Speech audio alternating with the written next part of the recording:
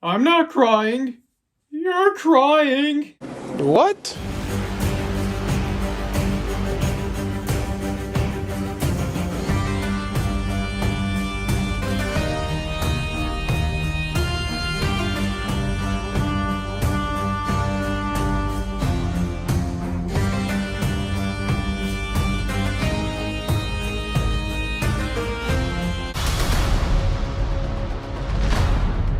Bad Batch Season 3 follows Hunter Wrecker as they are tracking down Omega after she was captured. They have to adjust to the situation without tech, and meanwhile, Omega's been captured by the Empire, and she has to team up with Crosshairs to get out of Mount Tantus. If you guys don't know, Star Wars animation has played a big role in my life.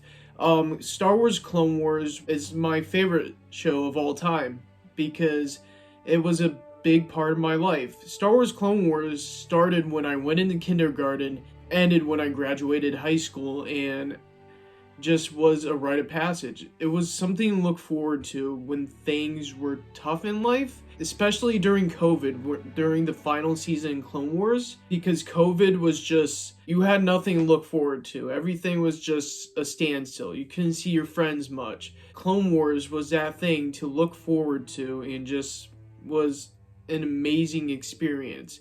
And seeing a sequel following up the Clone Wars with the Bad Batch was just an amazing thing. Bad Batch started when I was going to Owens, and now it's ended when I'm leaving Owens. So it's another rite of passage for me. When Clone Wars ended, it felt like my childhood kind of came to an end, not gonna lie, and seeing Bad Batch come to an end took me back to the final days of the Clone Wars, and man, what an emotional roller coaster this season is. Seeing Hunter and Wrecker have to deal with the loss of not just Tech, dealing with the loss of Omega and the Imperial hands is just rough and just sad to see because they don't know what to do. They're trying to do everything that they can. Character arc that Crosshair goes through is also extremely emotional. D. Bradley Baker, the voices of all the clones, he brings his A game to this. Jimmy Simpson as Dr. Hemlock, man, he was one of the best Star Wars villains in my opinion. 50% of these episodes just leave you thinking and just leave you in tears that sometimes, and that's what's so great about the show. Every episode plays a role in this season. There was not really any filler this season at all, which I do truly appreciate.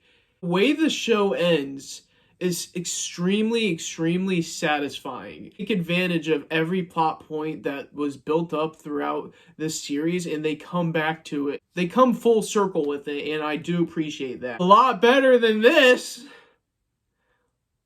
Why? Why did you have to end this way? Why? Season's also extremely brutal. It felt like the early Clone Wars days on Cartoon Network. I know they have to tone it down a bit for Disney, but it truly felt like the classic Cartoon Network days. Overall, Bad Batch Season 3 was an emotional roller coaster. D. Bradley Baker knocks it out of the park. The ending of the show is so satisfying, and this season brought me back to my childhood. And overall, Bad Batch Season 3 gets an A+. Believe that this is the final season of Bad Batch, man. It's just, wow, what a ride. But that's all for this time. Punch out like button, face like boss. See you guys in the next show. Bye-bye.